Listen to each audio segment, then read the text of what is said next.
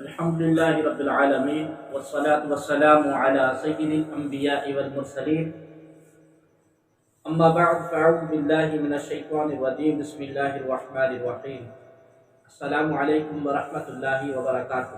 ناظرین محترم، اللہ تبارک و تعالی نے جن سے انسانی کو دو حصوں میں تقسیم فرمایا، مرد اور عورت، اپنی اپنی حیثیت کے مطابق دونوں کو احکام شریعت کا مکلف بنایا، دونوں کو نیک و صاف اپنانے اور برے و صاف سے دور رہنے کا حکم دیا، دونوں کے لیے جزا اور سزا کا قانون مقرر فرمایا۔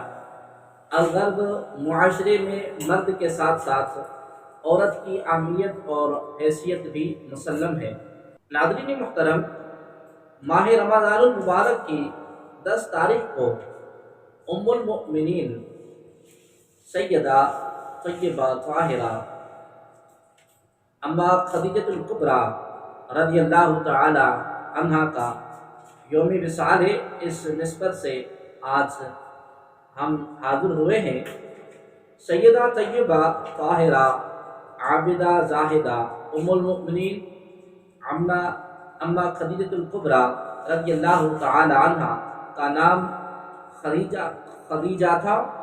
سلسلہ نسب کچھ اس طرح ہے کہ خدیجہ بنت خویلد بن اسد بن عبد العزیٰ بن قسی بن کلاب، آپ رضی اللہ تعالی عنہ کا نسب چوتھی پشت میں حضور عالم نور مجسم صاحب کل کائنات فخر موجودات امام الانبیاء صلی اللہ علیہ وآلہ وسلم کے ساتھ مل جاتا ہے۔ آپ کا تعلق قبیلہ قریش کی شاخ بنو اسد سے تھا۔ بنو اسد اپنی شرافت، ایمانداری اور کاروباری معاملات کی وجہ سے لوگوں کی نگاہ میں قابل عزت اور احترام تھا۔ آپ رضی اللہ تعالی عنہ بچپن ہی سے نہایت نیک تھیں اور مزاجاً شریف الطبع خاتون تھی، مکارم اخلاق کا پیکر امیل تھی، رحم دلی، غریب پروری اور سخاوت آپ کی امتیازی خصوصیت تھی۔ یہاں تک کہ زمانہ جاہلیت میں آپ طاہرہ یعنی پاک دامن کے لقب سے مشہور تھیں۔ مالدار گھرانے میں پرورش پانے کی وجہ سے دولت اور ثروت بھی خوب تھا۔ علاوہ ازیں حسن صورت اور حسن سیرت میں بھی اپنی ہم عصر خواتین میں ممتاز تھیں۔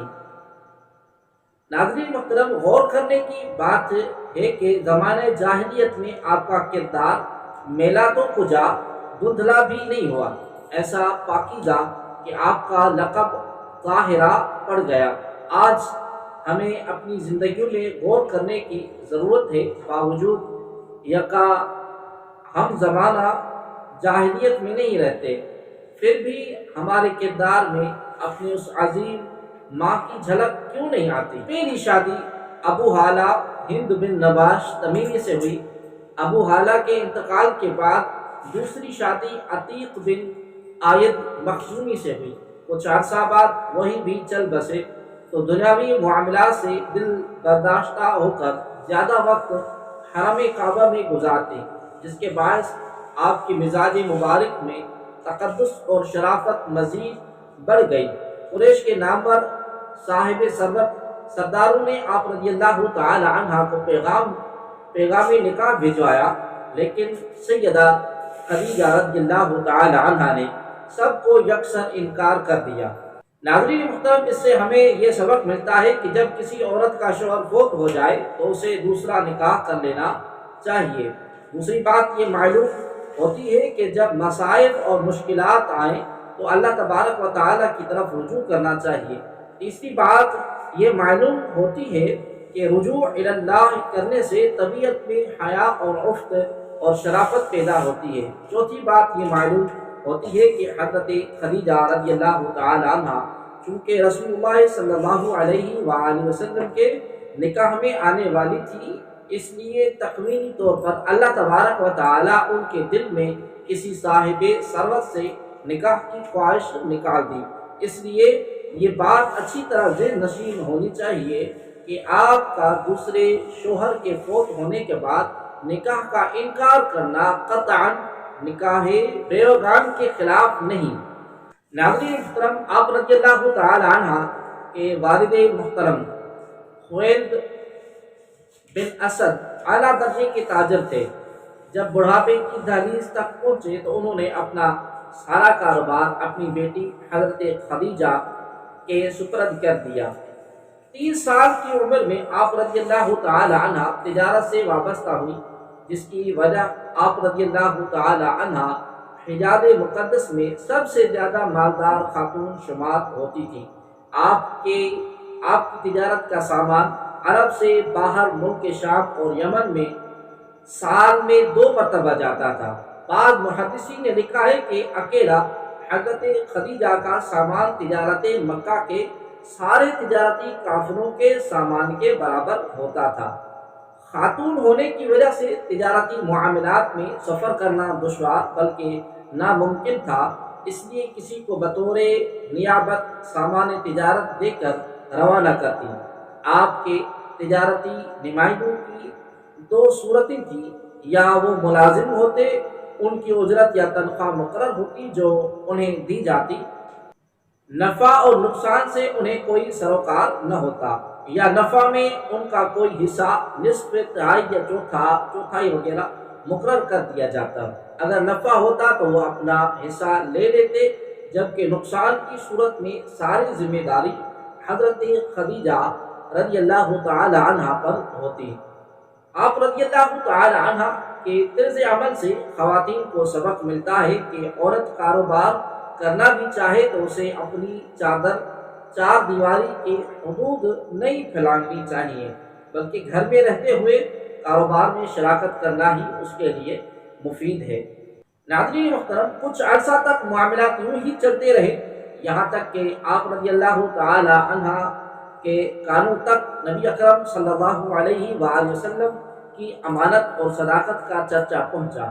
آپ رضی اللہ تعالی عنہ نے جناب نبی پاک صلی اللہ علیہ وآلہ وسلم سے سامان تجارت لے کر ملک شام جانے کی درخواست کی، جسے آپ صلی اللہ علیہ وآلہ وسلم نے قبول فرمایا۔ اس دوران آپ رضی اللہ تعالی عنہ نے اپنے غلام میسرہ کو خصوصی ہدایت کی کہ وہ آپ صلی اللہ علیہ وآلہ وسلم کے کسی معاملے میں دخل اندازی نہ کرے۔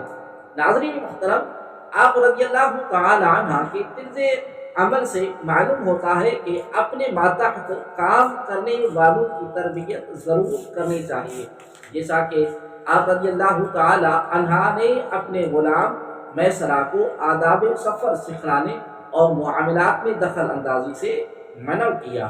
ناظرین محترم، اس تجارتی سفر میں اللہ تبارک و تعالی نے بے حد برکت دی اور نفع پہلے سے بھی دگنا ہوا، چونکہ میسرہ دوران سفر قریب سے آپ صلی اللہ علیہ وآلہ وسلم کے حسن اخلاق، معصومانہ سیرت کا تجربہ اور معاملہ فہمی کا مشاہدہ کر چکا تھا، اس لیے اس نے برملا اس کا اظہار کرتے ہوئے ام المؤمنین حضرت سیدہ خدیجہ رضی اللہ تعالی عنہا کو بتلایا کہ آپ صلی اللہ علیہ وآلہ وسلم نہایت معاملہ فہم، تجربہ کار، خوش اخلاق، دیانتدار، ایماندار، شریف النفس، مدبر شخص ہیں۔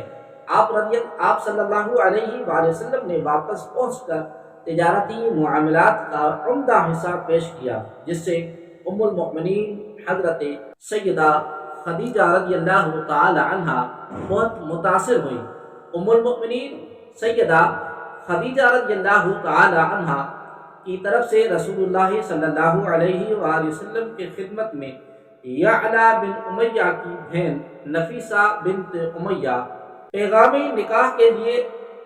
نکاح لے کر گئیں۔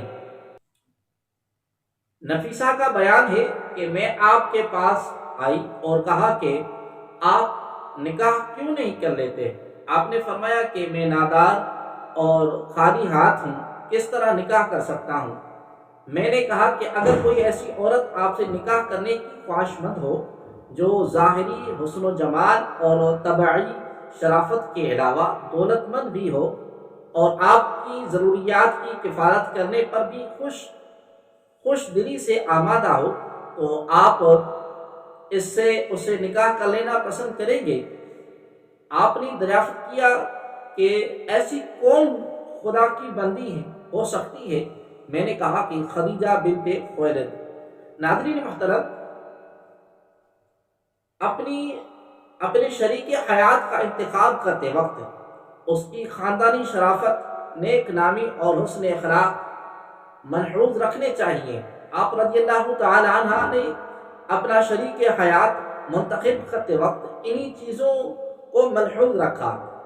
دوسری بات یہ معلوم ہوتی ہے کہ بیوہ جب اپنے لیے کوئی مناسب رشتہ دیکھ لے تو اس کے لیے پیغام نکاح میں پہل کرنا بھی معیوب نہیں ہے۔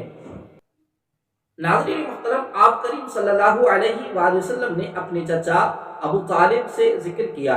انہوں نے بڑی خوشی کا اظہار کیا تو آپ صلی اللہ علیہ وآلہ وسلم نے نفیسہ کو جواب دے دیا کہ اگر وہ اس کے لیے آمادہ ہیں تو میں بھی راضی ہوں۔ نفیسہ نے آ کر حضرت سیدہ خدیجہ رضی اللہ تعالی عنہا کو اس کی اطلاع دی۔ پھر باہمی مشاورت سے طے ہو گیا کہ آپ اپنے خاندان کے بزرگوں کو لے کر فلاں دن میرے یہاں آ جائیں۔ چنانچہ حضرت حمزہ رضی اللہ تعالی عنہ اور ابو طالب اور خاندان کے دیگر اہم شخصیات آپ رضی اللہ تعالی عنہ کے مکان پر آئے۔ اس وقت حضرت خدیجہ رضی اللہ تعالی عنہ کے والد زندہ نہ تھے، وہ پہلے ہی فوت ہو چکے تھے، اس لیے آپ کے چچا عمر بن اسد اور خاندان کے دیگر بزرگ شریک تھے۔ ناظرین محترم، مجلس نکاح تکلفات سے خالی ہونی چاہیے۔ دوسرا یہ معلوم ہوا کہ اگر کسی عورت کے والدین فوت ہو جائیں تو وہ اپنے معاملات میں گھر کے بڑوں پر اعتماد کرے۔ نکاح خطبہ آپ کریم صلی اللہ علیہ وآلہ وسلم کے چچا نے پڑھایا، جس میں نبی کریم صلی اللہ علیہ وآلہ وسلم کی عمدہ اوصاف، جلالت اور شان اور عزت اور مقام کا ان الفاظوں میں تذکرہ کیا۔ اس طرح دلائل النبوہ میں ہے، یعنی میرے بھتیجے محمد کی یہ شان ہے کہ کوئی بھی شخص شرافت، دانائی، فضیلت اور عقل مندی میں ان سے بڑھ کر نہیں۔ باقی رہا مال و دولت تو یہ سائے کی طرح ڈھلنے اور بدل جانے والی چیز ہے۔ ناظرین محترم، ام المؤمنین حضرت سیدہ خدیجہ رضی اللہ تعالی عنہ کے چچا عمر بن اسد کے مشورے سے 500 درہم مقرر ہوا۔ بوقت نکاح آپ کریم صلی اللہ علیہ وآلہ وسلم کی عمر مبارک 25 سال، جبکہ سیدہ خدیجہ رضی اللہ تعالی عنہ کی عمر 40 سال تھی۔ آپ کا یہ پہلا نکاح تھا جو اعلان نبوت سے تقریباً 15 سال پہلے ہوا۔ ناظرین محترم، شادی بیاہ کے موقع پر اگر ایک طرف مالداری ہو اور دوسری طرف غربت اور ناداری، تو اس موقع پر یہ ذہن میں رکھنا چاہیے کہ دنیاوی مال دولت ڈھلنی چھاؤں کی مانند ہوتی ہے، اصل بات تو باہمی پیار اور محبت اور اعتماد ہوتا ہے۔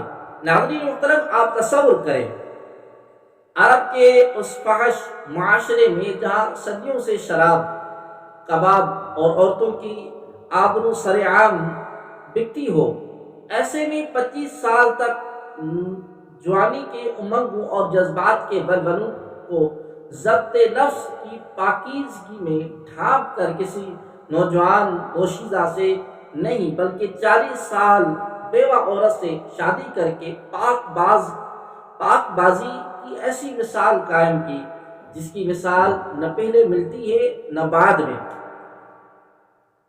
دونوں کا کردار اتنا اجلا اور شفاف کہ دشمن تک کو اخلاقی پہلو پر منفی بات کرنے کی ہمت نہ ہوئی۔ ناظرین محترم، برے معاشرے میں بھی انسان اپنی عزت اور کردار کی حفاظت کر سکتا ہے۔ ام المؤمنین سیدہ خدیجہ رضی اللہ تعالی عنہ کی رسول اللہ صلی اللہ علیہ وآلہ وسلم سے گفتگو ان الفاظ میں موجود ہے، یعنی میں نے آپ کو قرابت داری، خاندانی شرافت، اعتدال پسندی، امانت داری، حسن اخلاق اور زبان کی سچائی کی وجہ سے اپنے لیے منتخب کیا۔ ناظرین محترم، پسند کی شادی میں پسند کے وجوہات یہ ہوتی ہیں نہ کہ محض ہوس کی پیاس۔ حضرت خدیجہ رضی اللہ تعالی عنہ خود بیان کرتی ہیں کہ جبریل امین رسول اللہ صلی اللہ علیہ وآلہ وسلم کے پاس آئے اور کہا کہ یا رسول اللہ صلی اللہ علیہ وسلم، یہ خدیجہ آ رہی ہیں، ان کے ساتھ ایک برتن ہے، اس میں سالن اور کھانا ہے، وہ آپ کے پاس آ جائیں تو ان کو ان کے پروردگار کی طرف سے سلام پہنچائے اور میری طرف سے بھی، اور ان کو خوشخبری سنائیے کہ جنت میں موتیوں سے بنے ہوئے ایک گھر کی، جس میں نہ شور ہوگا اور نہ کوئی زحمت اور مشقت ہوگی۔ حافظ ابن حجر رحمہ اللہ نے لکھا ہے کہ ان ذالک کان وہو بحرا، یعنی جبریل کی یہ آمد اس وقت ہوئی تھی جب رسول اللہ صلی اللہ علیہ وآلہ وسلم غار حرا میں تھے۔ معلوم ہوا کہ یہ واقعہ غار حرا میں حضرت جبریل کی پہلی آمد کے بعد کا ہے۔ ناظرین محترم، اس سے آپ اندازہ لگائیں کہ مکہ مکرمہ کی سب سے زیادہ دولت مند اور بوڑھی خاتون ہونے کے باوجود حضور عالم نور مجسم صلی اللہ علیہ وسلم کے لیے کھانے پینے کا سامان گھر پر تیار کر کے مکہ سے 2.5-3 میل پیدل سفر کرنا، بلکہ غار حرا کی بلندی تک چڑھنا کس قدر دشوار معلوم ہوتا ہے۔ چونکہ یہ عمل خلوص دل سے تھا، اس لیے پروردگار عالم جبریل امین کے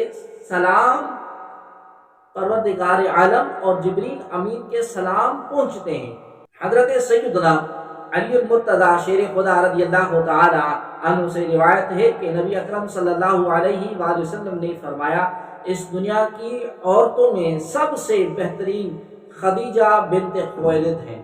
حضرت ام المؤمنین اما عائشہ صدیقہ رضی اللہ تعالی عنہ فرماتی ہیں کہ رسول اللہ صلی اللہ علیہ وسلم کی ازواج میں سے کسی پر ایسا رشک نہیں آیا جیسا کہ خدیجہ پر آیا، حالانکہ میں نے ان کو دیکھا نہیں، لیکن آپ صلی اللہ علیہ وآلہ وسلم ان کو بہت یاد کرتے اور بکثرت ان کا ذکر فرماتے۔ کبھی کبھی ایسا ہوتا کہ آپ بکری ذبح فرماتے، پھر اس میں سے حصے بنا کر حضرت سیدہ خدیجہ رضی اللہ تعالی عنہ سے میل جول اور محبت رکھنے والیوں کے ہاں بھیجتے۔ بسا اوقات میں کہہ دیتی کہ دنیا میں بس خدیجہ ہی ایک عورت تھی، اس پر آپ صلی اللہ علیہ وسلم فرماتے کہ خدیجہ تو خدیجہ تھی اور ان سے میری اولاد ہوئی۔ ناظرین محترم، جب شریک حیات دنیا سے رخصت ہو جائے تو اس کے تعلق والوں سے یوں تعلق بنانا اور نبھانا چاہیے۔ ناظرین محترم، نکاح کے تقریباً 15 سال بعد اللہ تبارک و تعالی نے حضور عالم نور مجسم صلی اللہ علیہ وآلہ وسلم کو شرف ختم نبوت اور رسالت سے سرفراز فرمایا۔ آپ پر شدید حالات آئے تو اس کڑے وقت آپ کو جس طرح کی دانش مندانہ اور ہمدردانہ تسلی کی ضرورت تھی، وہ اللہ تبارک و تعالیٰ کے خاص فضل اور توفیق سے حضرت سیدہ خدیجہ رضی اللہ تعالی عنہا سے ملی۔ آپ صلی اللہ علیہ وآلہ وسلم اعلان نبوت سے پہلے تنہائی میں عبادت کرنے کے لیے غار حرا میں تشریف لے جایا کرتے تھے، اور حضرت سیدہ خدیجہ رضی اللہ تعالی عنہا آپ صلی اللہ علیہ وآلہ وسلم کے لیے کھانے پینے کا سامان تیار کر کے دے دیا کرتی تھی۔ آپ صلی اللہ علیہ وآلہ وسلم حرا میں کئی راتیں ٹھہرتے، اللہ کی یاد میں مصروف رہتے، کچھ دنوں بعد تشریف لاتے اور سامان لے کر واپس چلے جاتے۔ ایک دن حسب معمول آپ صلی اللہ علیہ وآلہ وسلم غار حرا میں مشغول عبادت تھے کہ جبریل امین تشریف لائے اور فرمایا کہ اقرا، یعنی پڑھیے۔ آپ صلی اللہ علیہ وآلہ وسلم نے فرمایا ما انا بقارئ۔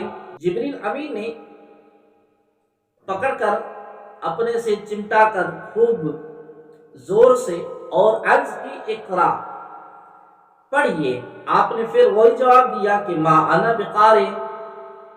جبریل امین نے دوبارہ آپ کریم صلی اللہ علیہ وآلہ وسلم کو اپنے سے چمٹا اور خوب زور سے دبا کر چھوڑا اور پھر پڑھنے کو کہا۔ آپ کریم صلی اللہ علیہ وآلہ وسلم نے پھر وہی جواب دیا۔ فرشتے نے تیسری مرتبہ آپ کریم صلی اللہ علیہ وسلم کو پکڑا اور خوب زور سے دبا کر آپ کریم صلی اللہ علیہ وسلم کو چھوڑ دیا اور خود پڑھنے لگا کہ اقرأ بسم ربک الذی خلق خلق الانسان من علق اقرأ وربک الاکرم الذی علم بالقلم علم الانسان ما لم یعلم، جو آپ نے سن کر یاد فرما لی اور گھر تشریف لائے۔ حضرت سیدہ خدیجہ رضی اللہ تعالی عنہا سے فرمایا زملونی یعنی مجھے کپڑا اوڑھا دو۔ انہوں نے آپ کریم صلی اللہ علیہ وسلم کو کپڑا اوڑھا دیا اور کچھ دیر بعد کیفیت ختم ہوئی۔ آپ کریم صلی اللہ علیہ وآلہ وسلم نے حضرت سیدہ خدیجہ رضی اللہ تعالی عنہا کو واقعہ سنایا اور فرمایا لقد خشیت علی نفسی، یعنی مجھے اپنی جان کا خوف محسوس ہو رہا ہے۔ عموماً خواتین ایسے حالات میں گھبرا جاتی ہیں اور تسلی دینے کے بجائے پریشان کن باتیں شروع کر دیتی ہیں، لیکن آپ رضی اللہ تعالی عنہا نے تسلی دیتے ہوئے فرمایا واللہ لا یخزیک اللہ ابدا فواللہ انک لتصل الرحم وتصدق الحدیث وتحمل الکل وتکسب المعدوم وتقری الضیف وتعین علی نوائب الحق، بحوالہ صحیح بخاری۔ یعنی خدا کی قسم اللہ تبارک و تعالی آپ کو کبھی بھی رسوا نہیں کرے گا۔ آپ تو صلہ رحمی کرتے ہیں، بے کس ناتواں لوگوں کا بوجھ اپنے اوپر لیتے ہیں، دوسروں کو مال اور اخلاق سے نوازتے ہیں، مہمان نوازی کرتے ہیں اور حق بجانب امور میں مصیبت زدہ لوگوں کی مدد کرتے ہیں۔ ناظرین محترم، سیدہ خدیجہ رضی اللہ تعالی عنہا نزول وحی کی ابتدائی ایام میں آپ کریم صلی اللہ علیہ وآلہ وسلم کو اپنے چچا زاد بھائی ورقہ بن نوفل کے پاس لے گئی، جو مکہ کی پوری آبادی میں موحد یعنی صحیح العقیدہ نصرانی اور توریت اور انجیل کے بڑے عالم اور عامل تھے۔ انہوں نے آپ کریم صلی اللہ علیہ وآلہ وسلم سے غار حرا میں جبریل امین اور نزول وحی کی سرگزشت سن کر پختہ یقین کے ساتھ آپ کریم صلی اللہ علیہ وآلہ وسلم کے نبی ہونے کی بات کہی تو آپ رضی اللہ تعالی عنہ نے فوراً اسلام قبول کر لیا۔ پوری امت میں سیدہ خدیجہ رضی اللہ تعالی عنہ سب سے پہلے آپ کریم صلی اللہ علیہ وآلہ وسلم کے برحق نبی ہونے کی تصدیق کرنے والی ہیں۔ سیدہ خدیجہ رضی اللہ تعالی عنہ کو اللہ کریم نے دولت مندی کی نعمت سے بھی خوب نوازا تھا۔ آپ رضی اللہ تعالی عنہ نے اپنی پوری دولت اور اپنے غلام زید کو آپ کریم صلی اللہ علیہ وآلہ وسلم کے قدموں میں ڈال دیا اور آپ کو دین اسلام کی اشاعت کے مقدس مشن میں گھریلو معاشی افکار سے بے نیاز کر دیا۔ اہل مکہ بت پرستی کے شرک میں مبتلا تھے، لیکن جاہلیت کے اس دور میں گنتی کے 2-4 آدمی ایسے بھی تھے جن کو فطری طور پر بت پرستی سے نفرت تھی۔ ان میں سے ایک ام المؤمنین حضرت سیدہ خدیجہ رضی اللہ تعالی عنہا بھی تھی۔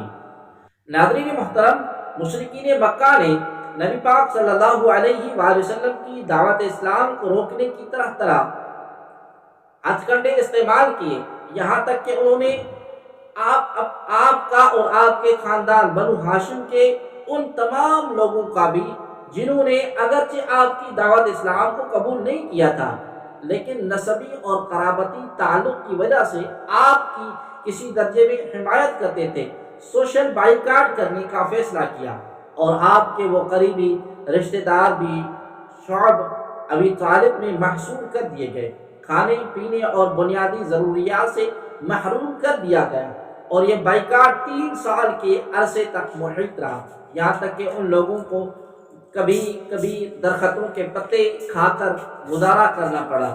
ایام محصوری کے اس 3 سالہ دورے میں حضرت سیدہ خدیجہ رضی اللہ تعالی عنہا نبی اکرم صلی اللہ علیہ وآلہ وسلم کے ہمراہ تھی۔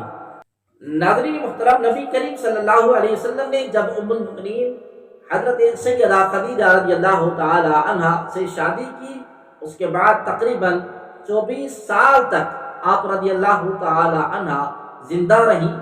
پورے 24 سال دور میں رسول اللہ صلی اللہ علیہ وآلہ وسلم نے کوئی دوسرا نکاح نہیں فرمایا۔ ام المؤمنین سیدہ خدیجہ رضی اللہ تعالی عنہا 24 سال تک حضور عالم نور مجسم صلی اللہ علیہ وآلہ وسلم کی جانسار، اطاعت گزار، وفا شعار بیوی بن کر زندہ رہی، اور ہجرت سے 3 برس قبل 64 ایئرس کی عمر میں تقریباً ماہ رمضان المبارک کی 10 تاریخ کو مکہ معظمہ میں وفات پا گئی۔ حضور صلی اللہ علیہ وسلم نے جنت المعلی میں آپ رضی اللہ تعالی عنہا کو اپنے ہاتھوں قبر مبارک میں اتارا۔ چونکہ اس وقت نماز جنازہ کا حکم نازل نہیں ہوا تھا، اس لیے ان کی نماز جنازہ نہیں پڑھی گئی۔ اللہ تبارک و تعالی ہمیں ام المؤمنین سیدہ حضرت خدیجہ رضی اللہ تعالی عنہا اور دیگر امہات المؤمنین رضی اللہ تعالی عنہن جیسی پاکیزہ کردار والی خواتین کے کردار کی پاکیزگی عطا فرمائے، اور ہمارے مسلم معاشرے کی خواتین کو ان جیسا طرز زندگی گزارنے کی توفیق عطا فرمائے۔ آمین۔